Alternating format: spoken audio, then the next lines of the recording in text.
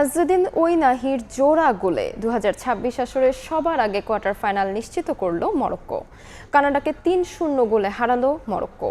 ইনজুরির সময়ের শেষ গোলটি করেন সোফিয়ান রাহিমি। 2022 সালের পর টানা দ্বিতীয়বারের মতো শীর্ষ 8-এ পা রাখল তারা। যুক্তরাষ্ট্রের হিউস্টনে রাউন্ড অফ 16-এর প্রথম ম্যাচ। মরক্কোর বিপক্ষে কানাডার লড়াই ছিল দেশটির প্রথমবারের মতো কোয়ার্টার ফাইনালের মাইল ফলকের লক্ষ্যে, কিন্তু মরক্কোর পাওয়ার ফুটবলের সামনে 16-এই থামতে হলো সহ স্বাগতিকদের।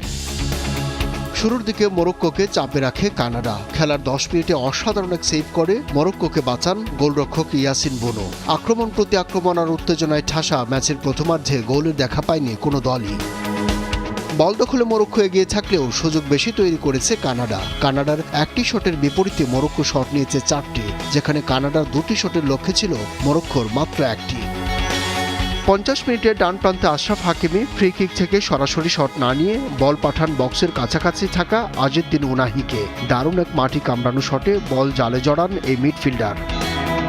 সমতায় ফিরতে মরিয়া কানাডা একসঙ্গে অনেক খেলোয়াড়কে সামনে তুলে আনে, কিন্তু 82 মিনিটে সেই সুযোগই কাজে লাগায় মরক্কো।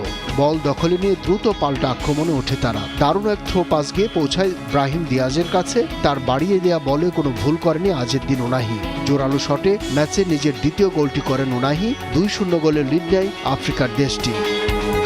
ম্যাচে ফিরতে মরিয়া কানাডা খেই হারায় শেষ মুহূর্তে।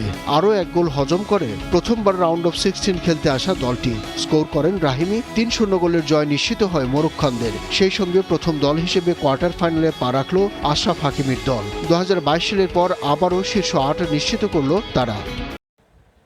কানাডাকে 3-0 গোলে হারিয়ে সবার আগে কোয়ার্টার ফাইনাল নিশ্চিত করল মরক্কো। কানাডার এরকম লড়াকু মনোভাব দেখে খুশি ভক্তরা।